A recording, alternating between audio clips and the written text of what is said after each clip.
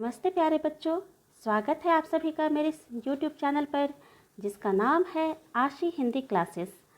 और आज इस वीडियो में हम वसंत भाग 1 से पाठ 2 पढ़ने जा रहे हैं जिसका नाम है बचपन और इसकी लेखिका है कृष्णा सोबती।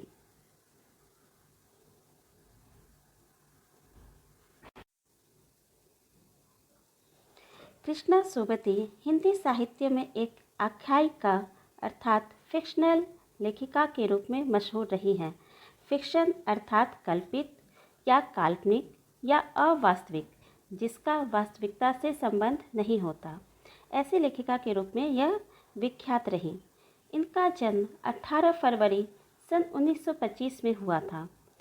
इन्होंने कई सारी कहानियाँ लिखी और सभी कहानियाँ बादलों के घेरे नामक संग्रह में संकलित हैं। आज इस वीडियो में इनके द्वारा रचित ही एक संस्मरण हम पढ़ने जा रहे हैं। बच्चों, इनकी मृत्यु 25 जनवरी सन 2019 में एक बीमारी के कारण हुई। तो चलिए पाठ की ओर बढ़ते हैं और सबसे पहले देखेंगे पाठ की विधा। जैसा कि मैंने आपको बताया, यह संस्मरण के रूप में है और संस्मरण अतीत पर आधारित होता है। इसमें लेखक अतीत से संबंधित कोई घटना या रोचक यादों को लिखते हैं। जैसा कि मैंने यह बताया, यह पाठ संस्मरण के रूप में है। संस्मरण अर्थात ऐसी रचना जो स्मरण के आधार पर या स्मृति के आधार पर हो। दूसरे शब्दों में कह सकते हैं कि किसी व्यक्ति, घटना या वस्तु का स्मरण के आधार पर लेखन ही संस्मरण कहलाता है। और इस पाठ के सारांश की ओर अब बढ़ते हुए इसे हम शुरू करते हैं। यह पाठ कृष्णा सोबती द्वारा रचित है। इस पाठ में लेखिका अपने बचपन के दिनों के बारे में बता रही हैं। उन्होंने बचपन की बहुत सी घटनाओं का जिक्र किया है। लेखिका का जन्म पिछली शताब्दी अर्थात 20वीं शताब्दी में हुआ था। परिवार में सभी इन्हें जीजी कहकर पुकारते थे। लेखिका जब छोटी थी तो उन्हें रंग बिरंगे कपड़े पहनना बहुत पसंद था, किंतु अब उन्हें हल्का रंग भाता है, जैसे सफ़ेद रंग। पहले वे फ्रॉक, स्कर्ट, गरारे पहना करती, लेकिन अब चूड़ीदार और घेरदार कुर्ता पहनना अच्छा लगता है। उन दिनों बालों में रिबन लगाने का प्रचलन था, जो समय के साथ अब कम होता जा रहा है। आगे लेखिका लिखती है कि बचपन में हर रविवार को उन्हें अपने मोजे और स्टॉकिंग खुद धोने पड़ते थे। इस काम को नौकर नौकरानी भी नहीं कर सकते थे। इस नियम का पालन पूरी सख्ती के साथ किया जाता था। इतना ही नहीं, हर शनिवार को उन्हें कैस्टर ऑयल या ऑलिव ऑयल पीना पड़ता था। कैस्टर ऑयल मीन्स अरंडी का तेल, ऑलिव ऑयल मीन्स जैतून का तेल। उसकी गंध से ही उल्टी सी आने लगती। हालांकि लेखिका कहती है कि यदि उस सनिचरी दवा को न पीती तो भी कुछ खास बिगड़ने वाला न था, लेकिन घर के नियमों का पालन करना आवश्यक था। हाँ, वे सप्ताह में एक बार ही चॉकलेट खरीद सकती थी। चॉकलेट का वे स्टॉक रखती और रात में खाना खाने के बाद मज़े लेकर खाती। आगे की घटनाओं का वर्णन करते हुए लेखिका लिखती हैं, उनका काम मोजे स्टॉकिंग तक ही सीमित नहीं था, अपितु उससे आगे भी था। जब लेखिका उन्हें धो लेती तब अपने जूतों को पॉलिश करके चमकाती थी। आगे की पंक्तियों में लेखिका समय के साथ आए बदलाव का वर्णन करती हैं। वे कहती हैं कि पहले की पसंद, रुचियां सभी बदल गई हैं। उनके समय में ग्रामोफोन हुआ करते थे, किंतु आज उसकी जगह रेडियो और टेलीविज़न ने ले लिए। इसके साथ साथ खाने पीने की वस्तुएं भी बदल गई हैं। समोसा, कचौरी पैटीज में बदल गए तो कुल्फ़ी आइसक्रीम में। इतना ही नहीं, शहतूत और फालसे का शरबत कोक पेप्सी में बदल गया। लेखिका को शिमला की बहुत याद आ रही है। वहाँ के काफल, कसमल और रसबेरी के तो क्या कहने। काफल एक पहाड़ी फल है। इसके अतिरिक्त आग पर भुने चेस्टनट का स्वाद तो आज भी लेखिका को भाता है और चना जोर गरम की पुड़िया तो सिर्फ यादों में ही अब रह गई है।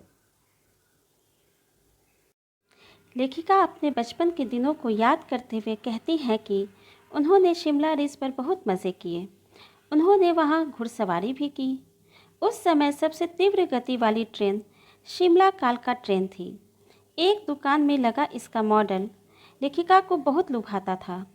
उस ज़माने में हवाई जहाज़ को देखने का उत्साह ही निराला था। जैसा कि इस पाठ में वर्णित है, लेखिका ने बताया कि उस समय बच्चे जब हवाई जहाज़ को देखते तो ऐसा प्रतीत होता मानो कोई भारी भरकम पक्षी नज़दीक आ रहा है और बहुत ही स्पीड के साथ वह गायब भी हो जाता।